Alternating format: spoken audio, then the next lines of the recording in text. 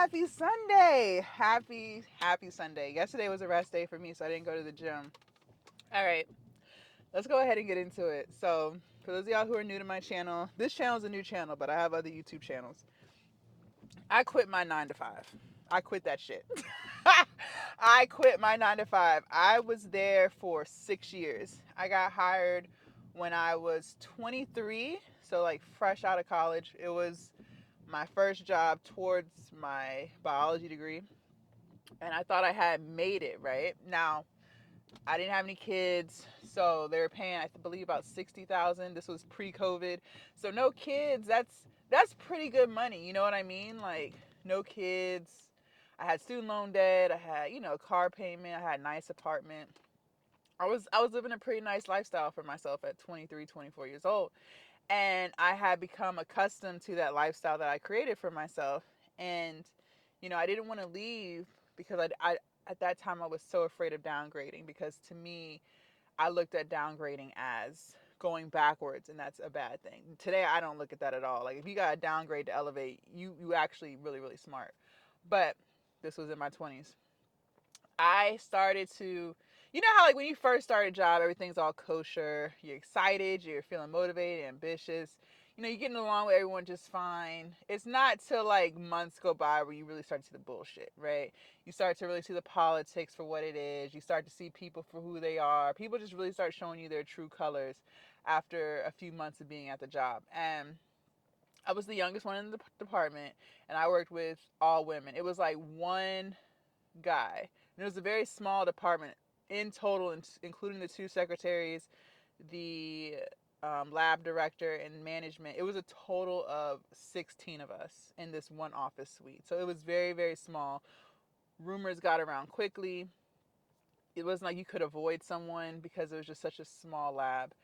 And I just really started to hate it. I started to hate how management would talk to me. Like I said, I was the youngest person there, and at the time I didn't recognize what it was. But women, like if you work in like a corporate job or whatever, a lot of times, see, they don't tell you about this, but a lot of times the youngest person in a department could actually be treated the worst, especially if it's a woman, and then especially if it's a black woman and management is black. And that's how this situation was.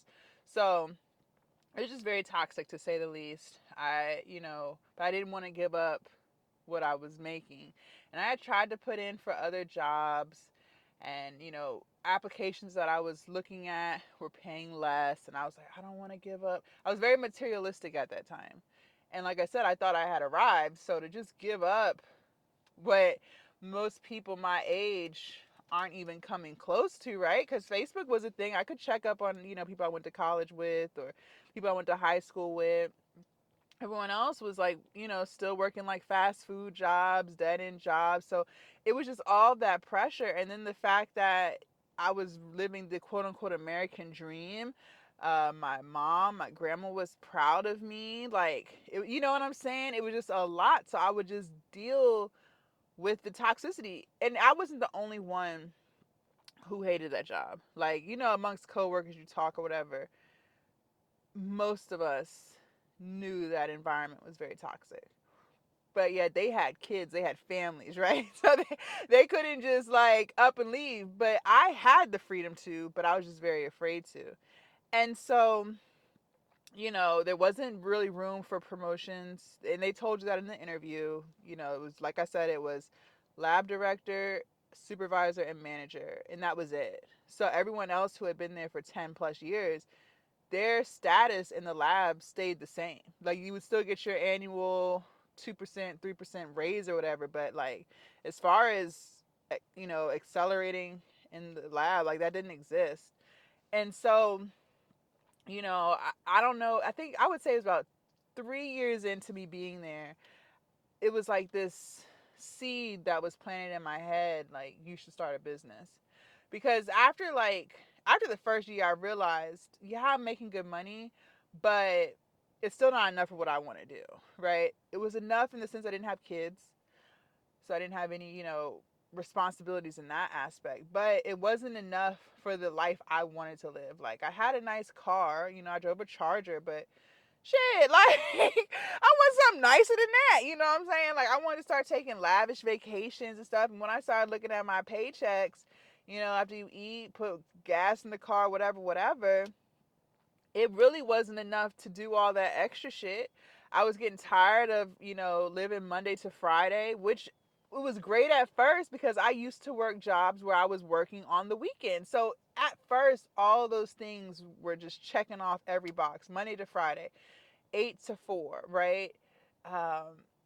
Going to work and being in rush hour traffic. That was new to me at 23. So, I was excited about all of that, like the commute and stuff like that. But after 3 years in, that shit was getting old. Plus, they was talking to me crazy. I was crying all the time. I started drinking all the time. I was miserable as fuck. It was like the seed was planted inside of me, like, it's time for you to run a business. And I ran with it, y'all. I was trying a million different things, trying to figure out what kind of business I could start. And I didn't come from a family of business owners. I didn't even know anyone who ran businesses. So when I was telling people, like, yeah, I want to start a business or whatever, people would look at me like crazy, like, why would you want to do that? You know what I'm saying? Because nobody I knew, nobody I was around knew anything about running a business. But it was the seed inside of me that was telling me, like, you need to be a CEO. And so I tried all types of things, you guys. I went and got my real estate license. I was gonna be a realtor. I was door knocking and everything, y'all. But I ran out of money for that because I didn't realize how expensive it was to be a realtor, especially when you're not making any money. Like all of the dues and fees and stuff that are associated with it. I had to buy a whole bunch of, professional looking clothes and gas, driving people to and from. It was a lot that I wasn't prepared for. I didn't have the money to keep it up, so I let that go. I tried to start a clothing line, a lingerie line. Then I had even thought about, I had already had my biology degree. I was like, maybe I could study for the MCATs to go to medical school, go through medical school and open my own practice. Then I realized I was going to take too long and have that type of time. Then I was like, well, I could go to law school, study for the LSAT, sit in law school for 3 years, and then own my own firm. But then I was like, I don't have that type of time. Like, it was a whole bunch of ideas, but all centered around owning my own. But I also lacked a lot of discipline too. And we'll get into that. I lacked a lot of discipline at that time. But these were just all ideas that I had for running my own shit. And in the course, that took about like 2 years of me trying all these different things and, trying to figure out what I wanted to do, what I didn't like, what I did like, whatever. And now we're like getting right into COVID time. And I don't remember how it came, I don't remember how it was introduced to me, but I started, no, I can't remember how it was introduced to me, but OnlyFans. I heard women on OnlyFans was making a lot of money. Never heard, but I was like, OnlyFans, link in bio. Like, I never knew what that was. And so I started doing my own research on it and started to see, it's not all adult content. Like, you can literally do whatever you want to do on OnlyFans. I was like, okay, I'll make an account. So I made an account. I didn't have a social media following. I wasn't a creator at this time. The only time I used Instagram was just to post my own regular life. Like, I wasn't doing nothing with content creation like I do today or what I have been doing for the past 4 years. Like, it was none of that, you guys. I think I had like 60 followers and they were all people I knew. Okay, like, trust me, I didn't know anything. So I started researching OnlyFans and trying to figure out how to make money on there, how to make things shake or whatever. Well, word got out. I know how word got out. But again, I'm still in my 20s. I'm still naive. I still don't know how people are. But word had got out that I started OnlyFans, right? And it wasn't like I was doing anything that they could fire me for, because it's not like I had the company name or anything. Like, there was no policy stating it. This was all really new right before COVID was going on. But it got out that I had started OnlyFans, and I don't think anyone really knew what it was. All they knew is that they had heard some girls had one, and then their mind just started wandering, right? Okay, so now we're in COVID. So I had started, like, I want to say a month before the country shut down. And when people started catching COVID, because I was working in a lab, so we were considered essential.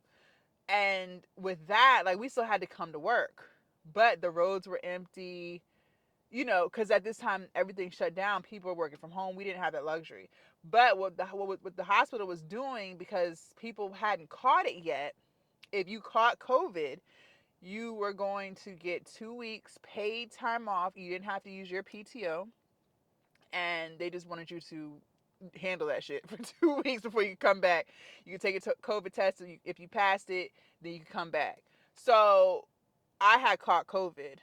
I don't remember how I caught it, but I caught COVID. I had the cough and all that stuff, and I called in. You had to call in the hotline number or whatever, and you had to go take a COVID test. If it came back positive, they didn't want you to come to work while you was waiting for that COVID test. But once it came back positive, you got 2 weeks paid time off.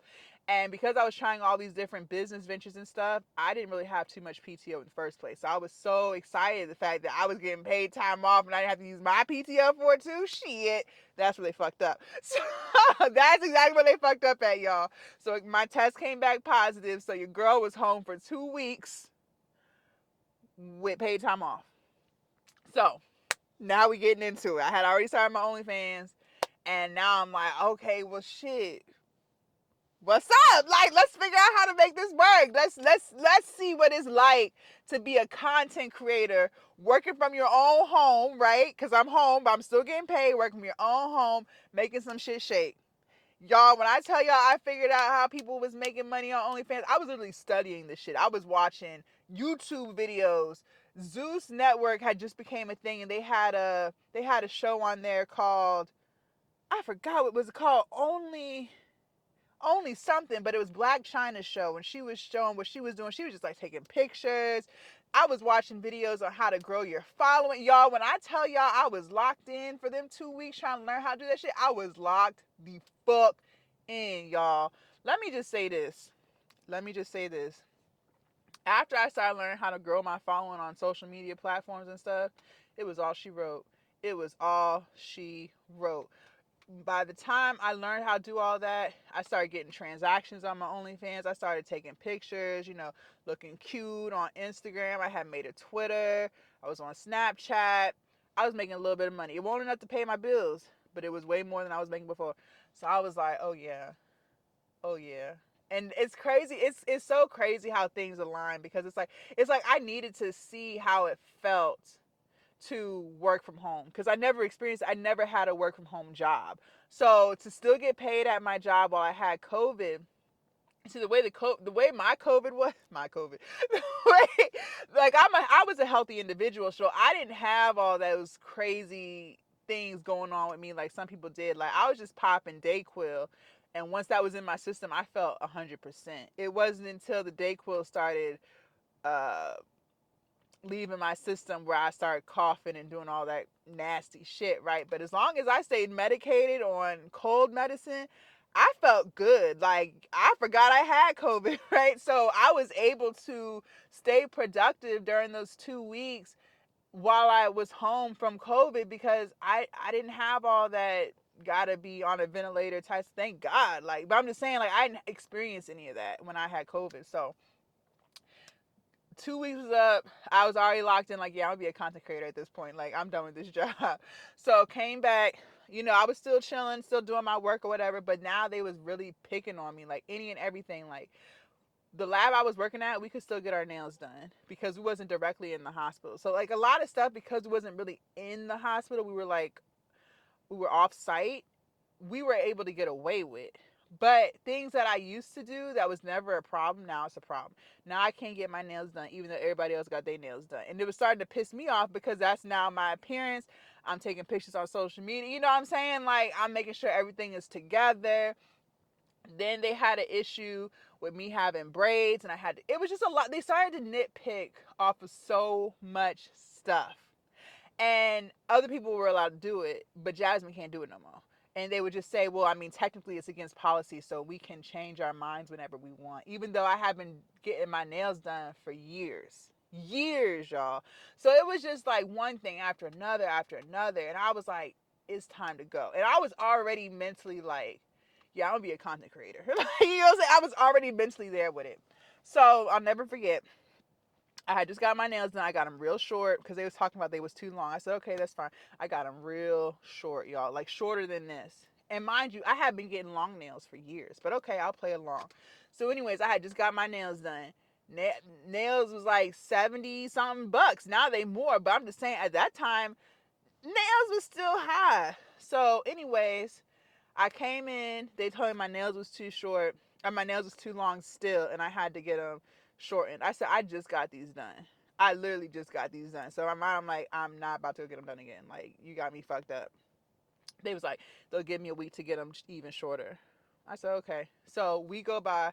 They pulled me in the office, you guys. They had a measuring tape, and they was measuring the length of my fingernail tip off of my finger and determining if I was in guidelines. I was like, no, they didn't. So I wasn't in guidelines, and they told me I had to take them off right then and there. I said, I can't take these off. Like, I don't have the acetone. That's going to hurt. I'm not about to pull these off. That shit hurts like hell. They say you either going to take them off right now or we writing you up. I said, well, y'all can just write me up. So they was like, they going to write up the paperwork, whatever. They going to send it for me to e-sign or whatever. I said, okay. I went back to my desk. I put in my 2 weeks. I put in my 2 weeks. I was crying while I was typing. I was like, oh my gosh, because I'm like, I'm really walking on faith at this point. Like, I am really walking on faith. And as I was typing up my 2 week notice, they in the office writing up my write up, and I'm writing my 2 week notice as I'm crying. Some of my coworkers coming over that I was buddy with. They asked me what's going on. I told them, look, I'm putting in my 2 weeks. I finished writing it real quick. I asked one of them to hit the send button. They hit the send button. And I put in my 2 weeks, y'all. Before they could even write me up, I put in my 2 weeks. And let me tell you, once he hit send, it was like 1,000 pounds lifted off of my shoulders. Even though I wasn't making enough money to pay my bills, I didn't know how I was gonna pay my mortgage. I didn't know how I was gonna pay none of that. The fact it was like literally just getting to that point, and this is what I'll tell you. This is what I learned, and I've been applying this to my life ever since. You might get a seed that's planted in your head, and it'll speak to you. You might think about it for a little while, then you kind of let it go. You forget about it, right? But then it'll come back again, and then it'll keep gnawing on you and gnawing on you. It comes and goes a lot more quickly than when you first felt it, when you first thought about it. And that's when I learned that when it keeps coming, because we get ideas all the time, right?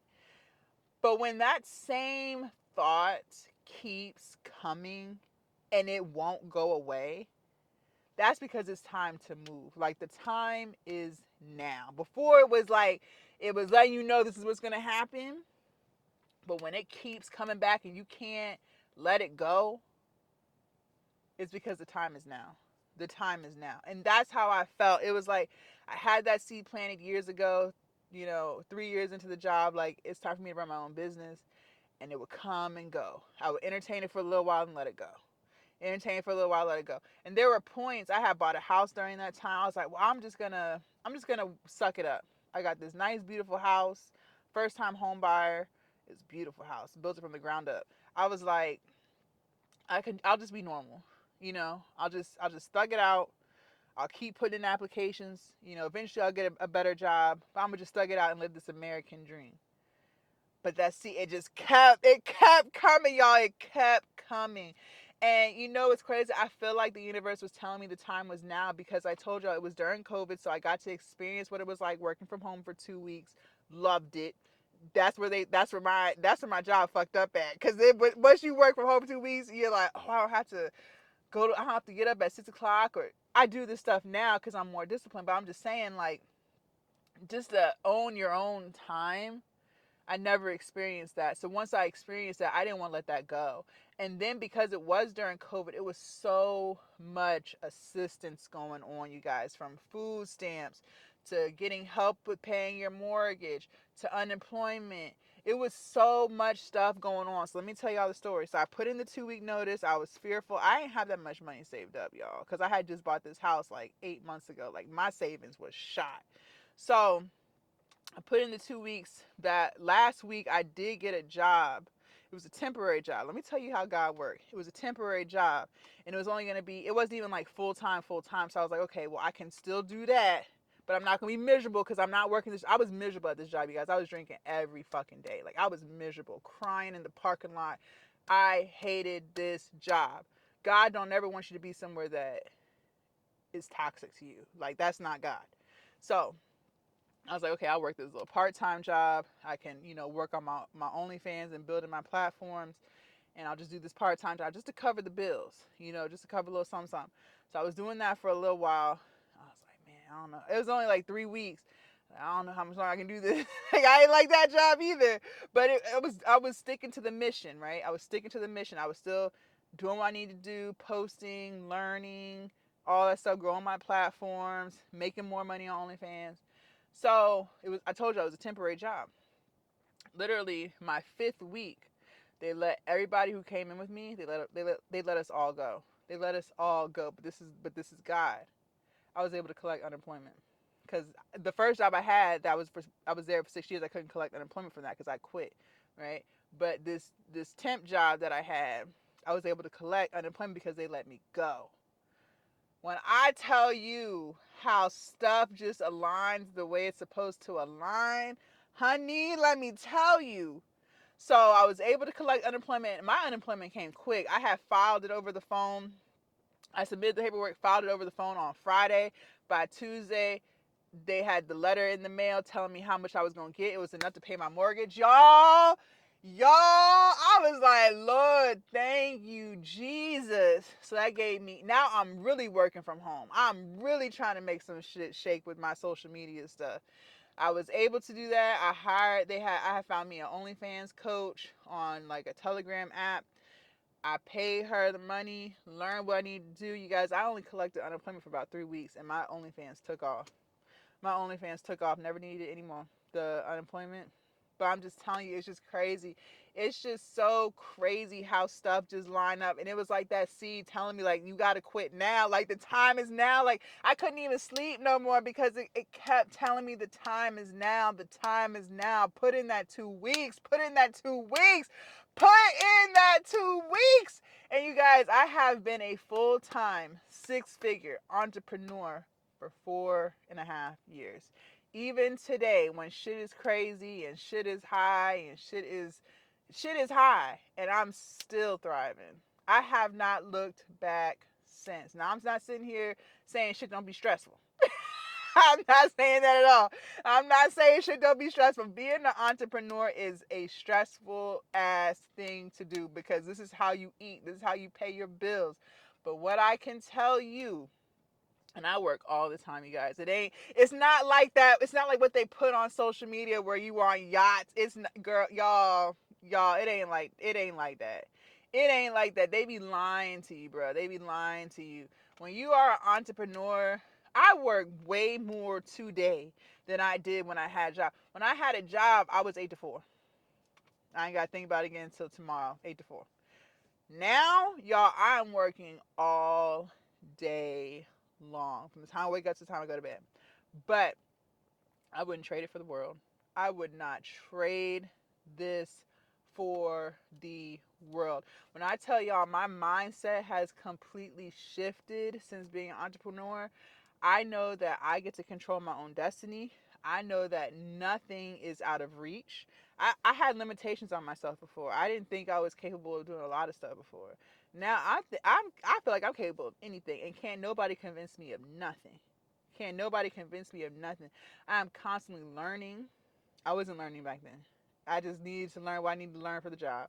Now I am constantly fueling my mind with new information, how to market, how to sell, how to create better content. Like, I'm telling you guys, like, I learned how to stop caring what people think. You would be surprised at how many people turned their back on me when I started OnlyFans. I had to learn how to love myself because I had no more friends. Everyone turned their back on me. Family, everybody turned their back on me. Everyone was talking shit about me. Everybody. I learned how to be mentally strong through my entrepreneurial journey just because at this point now, I'm all I got. Besides, like, my mom, you know what I'm saying? But I just learned so much. I am in a much better state mentally today than I was when I was working.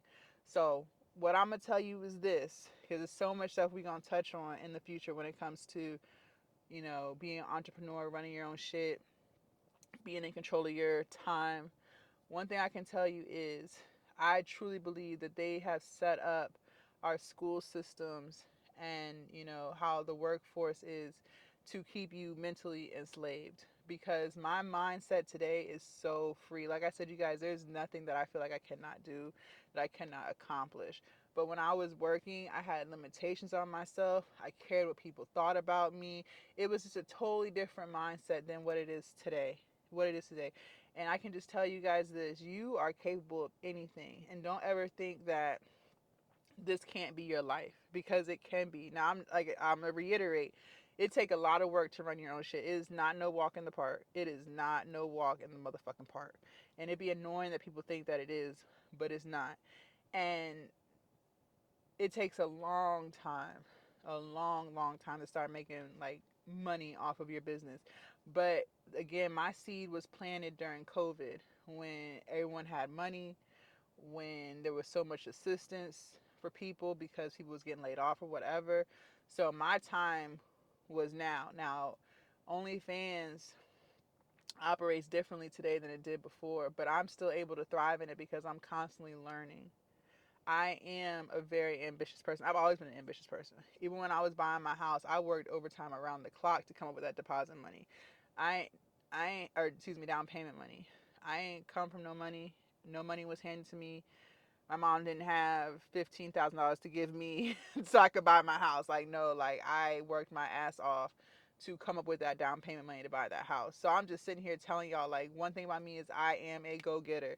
Anyone who knows me personally can attest to that. I might be a lot of things, but one thing I promise you that anyone that has ever come in contact with me will say is I am ambitious as fuck, and I am. But you can run your own shit.